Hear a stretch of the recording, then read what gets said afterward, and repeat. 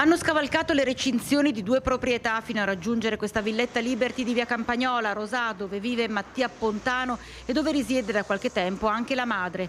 Hanno tranciato la linea elettrica del vicino, dove si affaccia una delle finestre della casa che avevano deciso di colpire, e hanno bloccato con una scala il cancello d'accesso, in maniera che non si potesse aprire neanche manualmente. Avevano studiato il colpo nei minimi dettagli e entrare in questa abitazione doveva essere un gioco da ragazzi. Casa vuota, anche i vicini assenti. Avrebbero potuto agire indisturbati, ma non hanno fatto i conti proprio con la mamma del proprietario, che stava leggendo in camera da letto quando ha udito dei colpi fortissimi provenire dal piano terra. Erano le 20 dello scorso sabato quando i malviventi, almeno in 3, hanno iniziato a prendere a sprangate l'inferriata di una finestra fino a divellerla dal muro. Hanno sfondato gli infissi e sono entrati in casa. Ma è a questo punto che la donna ha fatto avvertire la sua presenza, accendendo tutte le luci e facendo scappare i ladri, che sarebbero stati notati da alcuni residenti salire su una BMW scura che è sfrecciata verso nord. C'è rabbia? Sì, c'è rabbia perché, ripeto, questa noi la consideriamo un po' un'isola felice, non sono fatti che di continuo sentiamo. Sì, qualche frazione, ma questa sembra proprio un'evoluzione di queste bande di criminali che non gli basta più provare a entrare, se vedono una persiana un po' aperta ti entrano in casa con la forza sfondandoti una ringhiera.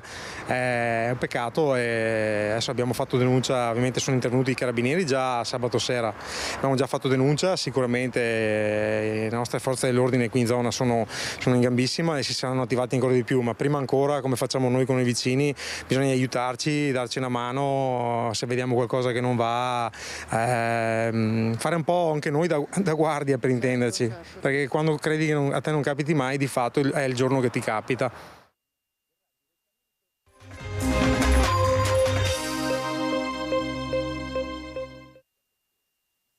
Sono stati giorni di speranza, giorni di preghiera perché Giacomo Bologna riaprisse gli occhi, ma le ferite riportate in quel terribile incidente stradale di giovedì scorso non gli hanno lasciato scampo. Si è spento all'ospedale di Treviso dopo giorni di agonia. Avrebbe compiuto 21 anni il prossimo mese di giugno, figlio unico, viveva con i genitori in Contrabroia, Possagno, e proprio a casa stava tornando quel maledetto pomeriggio quando in sella alla sua Ducati, subito dopo la curva in via San Pancrazio a Crespano di Pieve del Grappa, si è scontrato con un fuoristrada condotto da un 73enne. Le sue condizioni sin da subito erano parse disperate. Era stato egli trasportato al Cafoncello. Fino all'ultimo istante ci si è illusi che potesse farcela. La sua morte ha distrutto, oltre alla famiglia, anche tutte le persone che lo avevano conosciuto. Visibilmente scosso il sindaco di Possagno, Valerio Favero. È un qualcosa che penso sia indescrivibile, perché perdere un figlio a 20 anni in questo modo è qualcosa che non si può descrivere, non si può dire. Tutta la nostra comunità si stringe attorno ai genitori, attorno alla famiglia nel dolore e non possiamo dire altro. Lei era in ospedale assieme ai genitori? Sì, sono stato giù a portare il mio saluto a Giacomo e un abbraccio alla famiglia su un momento che è davvero difficile da vivere. Sono un papà anch'io e non ho idea di come possa essere questo momento per loro. Lungo una strada che avrà fatto centinaia e centinaia di volte. Sì, purtroppo sì, però siamo tutti appesi a un filo e quindi godiamoci la vita e viviamola a pieno, il più possibile. Giacomo Bologna frequentava il 3° anno di ingegneria a Padova, dopo il diploma al liceo Brocchi di Bassano all'indirizzo quadriennale di scienze applicate. Brillantemente era stato scelto per un progetto legato allo studio dell'intelligenza artificiale da tenere sempre al Brocchi come assistente docente. Attivo nel gruppo giovani della parrocchia di Fietta di Paderno del Grappa, sempre pronto ad aiutare il prossimo, era un membro importante della comunità del piccolo paese trevigiano. Sul punto dove si è verificato il terribile incidente c'è un mazzo di fiori per ricordarlo, e mentre facevamo le riprese, lontano dalle inquadrature, un amico ha sussurrato: sono certo che ora Giacomo sia in un mondo migliore.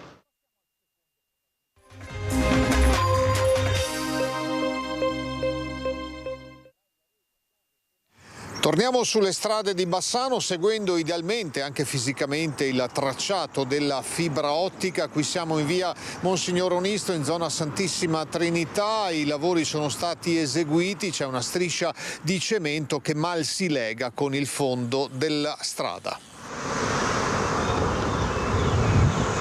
Pochi metri più avanti una notizia buona e una cattiva. Quella buona è che è stato sistemato il pezzo di dosso che era rovinato e che avevamo documentato, ma a pochi centimetri un bullone pericolosissimo.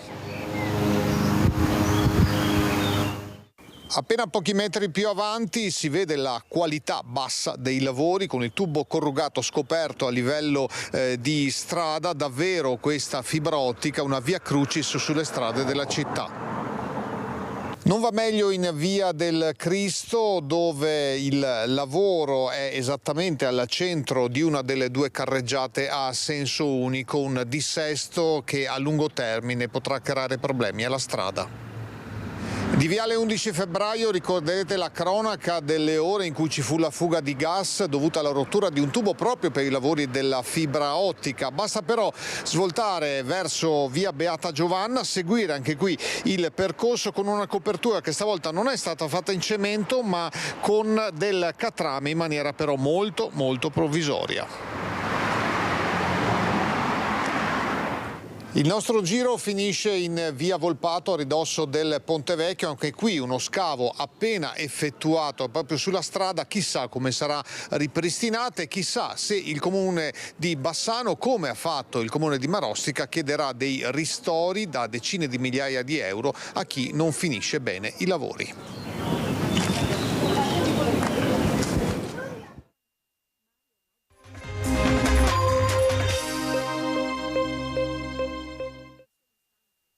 La connessione ad alta velocità è un servizio sempre più richiesto e necessario, ma la sua posa, la fibra ottica, sta creando problemi a chilometri e chilometri di rete stradale. Abbiamo documentato nei giorni scorsi la situazione di alcune vie di Bassano. Lavori sicuramente utili, ma è un bollettino di guerra per ogni cantiere che aprono le ditte che si occupano appunto della posa della fibra, e ringraziamo quindi anche i vostri servizi che puntualmente ci fanno vedere dove sono le zone critiche nel nostro territorio. È chiaro che rispetto al rapporto con le ditte c'è un contatto costante per andare a ripristinare al meglio quelle che sono le zone proprio di cantiere. La prima chiusura dopo lo scavo dovrebbe essere provvisoria. È previsto infatti che l'intervento sia completato con la stesura di una striscia di bitume stradale.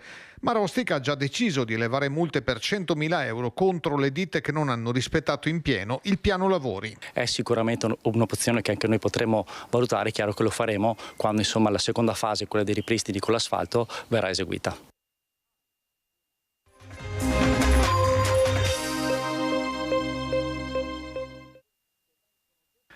Attraversare l'area urbana a sud di Bassano è un vero girone infernale, da Fellette di Romano, passando per San Giuseppe di Cassola, fino ad arrivare al vecchio tracciato della statale 47, ci sono ad oggi poche vie di comunicazione.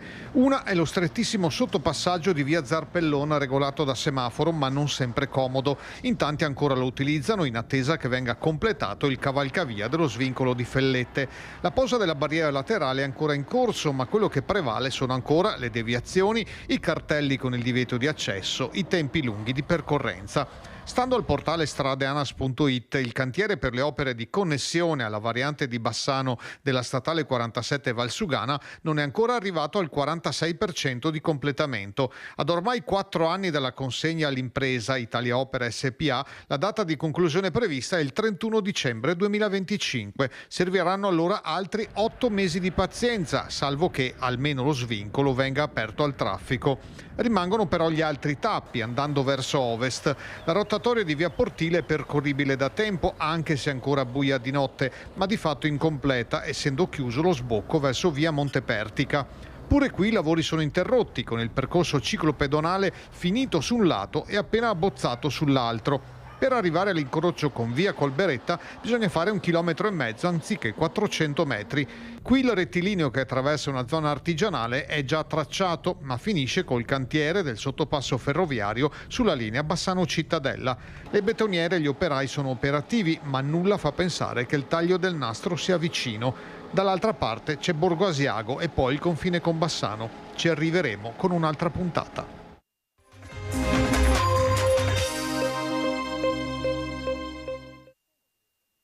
Le incertezze del meteo non hanno frenato l'afflusso di turisti a Bassano. A metà del lungo periodo dei ponti e di un primo assaggio di vacanze, il bilancio è positivo. Siamo soddisfatti della risposta turistica, siamo soddisfatti anche che finalmente si è capito che per fare lo sviluppo del territorio ci servono le infrastrutture e quindi vediamo anche che i flussi della pedemontana sono in crescita e quindi è un indizio in più per far capire che sul territorio bisogna investire nel lungo termine per avere poi un ritorno economico di affluenze. Il turismo sta cambiando volto e scoprendo comodità e bellezze anche al di fuori dei circuiti tradizionali e delle grandi città. I piccoli borghi come il nostro a contorno di mete più blasonate, quindi consideriamo che magari i turisti stranieri possono venire a visitare Venezia, Verona, Padova, ma sicuramente preferiscono pernottare in situazioni come quella del Bassanese o dintorni. La media delle prenotazioni nel Bassanese è di 2 pernottamenti a persona,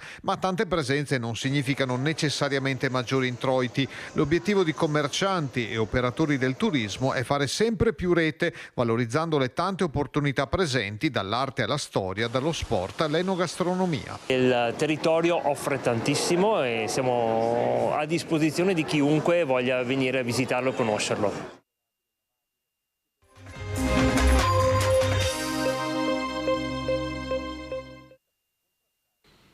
Pulitura, manutenzione e in alcuni casi riparazione e ripristino. La balaustrata sul lato nord del Ponte Vecchio aveva bisogno di un intervento simile a quello concluso a dicembre sul lato meridionale. La differenza la fa innanzitutto l'esposizione agli agenti atmosferici, qui soprattutto vento e pioggia, dall'altra parte il sole. Il legno del resto è un materiale vivo e soggetto alla dilatazione per il caldo e il freddo, alle crepe, a piccoli distacchi che vengono prontamente tamponati. Altro capitolo invece sono le incisioni che di naturale non hanno nulla, ma sono opera di qualche mano umana che prova a lasciare un discutibile segno di sé. Gli interventi procedono velocemente utilizzando punteruoli, spatole oppure attrezzi elettrici per le scherpolature della vernice sulle colonne. Il materiale che viene esteso in questa prima fase è una resina detta balsite, reperibile in commercio, di colore rosaceo, che viene scurita manualmente con altre sostanze. Solo in seguito sarà stesa la vernice vera e propria, realizzata con una vera e propria ricetta contenente terre rosse e olio di lino per ridare uniformità cromatica a tutto il ponte. Il cantiere sarà sospeso durante il ponte del 1° maggio e riprenderà in seguito per completare il lavoro, sempre contando su condizioni meteo di cielo sereno e asciutto.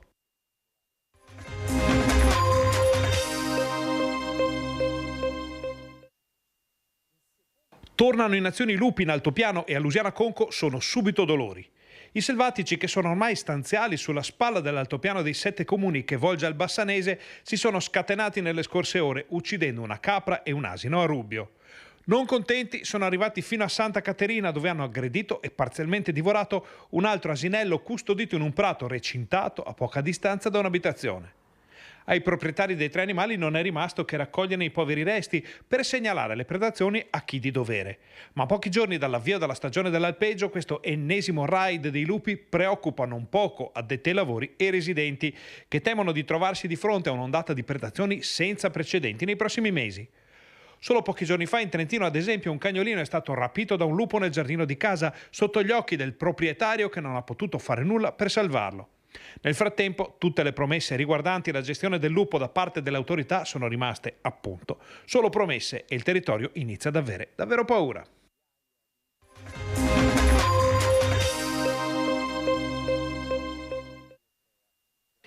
I fanti chiamano e Marostica risponde, come sempre, presente. Domenica si è tenuta nella cittadina murata l'annuale festa dei fanti della sezione marosticense, alla quale hanno partecipato le autorità cittadine con il sindaco Matteo Mozzo in prima fila. Alla sfilata, che ha attraversato le vie del centro storico, e alle cerimonie erano presenti anche i rappresentanti delle associazioni del territorio, compresi gli alpini e i bersaglieri. Alla fine della celebrazione sono stati resi gli onori al monumento al Fante d'Italia per ricordare i caduti di tutte le guerre e tutti coloro che hanno incarnato e incarnano i valori di coraggio, servizio e amore per la patria che i fanti portano avanti ogni giorno.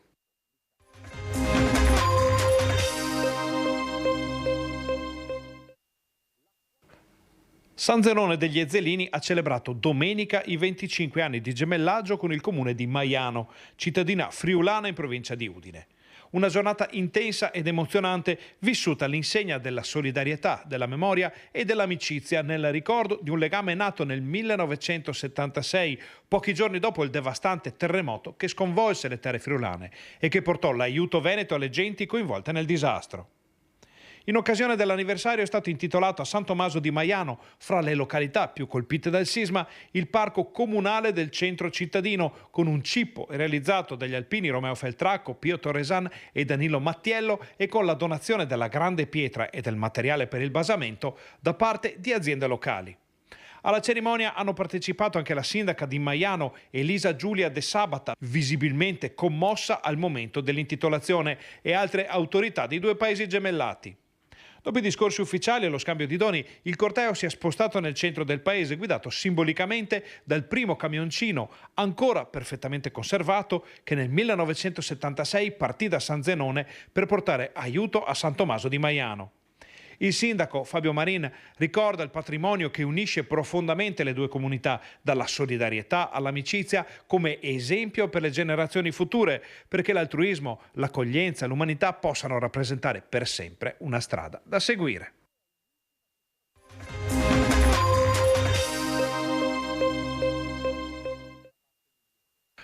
Paura e danni domenica sera a Breganze, dove 5 persone sono rimaste ferite in un incidente stradale.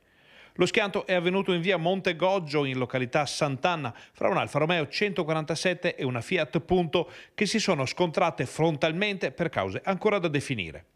Sul posto sono arrivati i vigili del fuoco di Schio che hanno messo in sicurezza i mezzi coinvolti ed estratto una donna rimasta incastrata al posto di guida dell'Alfa Romeo.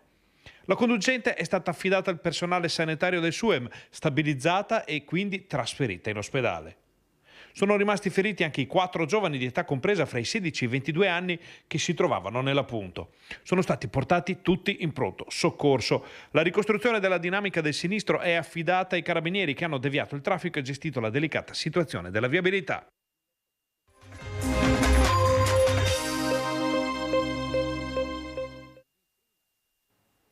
Un grazie di cuore per il dono di Papa Francesco e per il suo modo di vivere il Vangelo. A 7 giorni dalla morte del pontefice, la comunità dei frati della Basilica di Sant'Antonio si è unita a tutta la città nella messa di suffragio presieduta dal vescovo di Padova, Monsignor Claudio Cipolla. Così il rettore, Fra Antonio Ramina. Ringraziamo il Signore per la testimonianza di Papa Francesco e gli chiediamo anche di saper fare tesoro di questa sua bella vita di fede dal sapore profondamente evangelico. In chiesa anche il prefetto di Padova, Giuseppe Forlenzi, il comandante provinciale dei Carabinieri della Guardia di Finanza, presente al funerale di Papa Francesco con i giovanissimi del Triveneto che accompagnava il giubileo degli adolescenti, il vescovo Cipolla ha raccontato le sensazioni vissute durante le esequie, un senso di universalità, di profonda spiritualità e di una chiesa incarnata, messaggi che Papa Francesco ha lasciato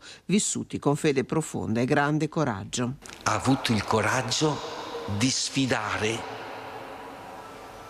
le cose che tutti si aspettavano da lui, dicendone sempre di altre, di più profonde, di più nuove, di inattese, al punto che penso spesso si restava un po' così storditi, ma aveva il coraggio di riportarci sempre alla radice del Vangelo e quindi ad accogliere quello che il Vangelo diceva con coraggio. Guardate quello che ha detto per i migranti, per i carcerati, per chi era escluso. La messa è stata concelebrata dal ministro provinciale padre Roberto Brandinelli in comunione con il delegato pontificio Monsignor Diego Giovanni Ravelli, impegnato in Vaticano nel servizio di maestro delle celebrazioni liturgiche pontificie.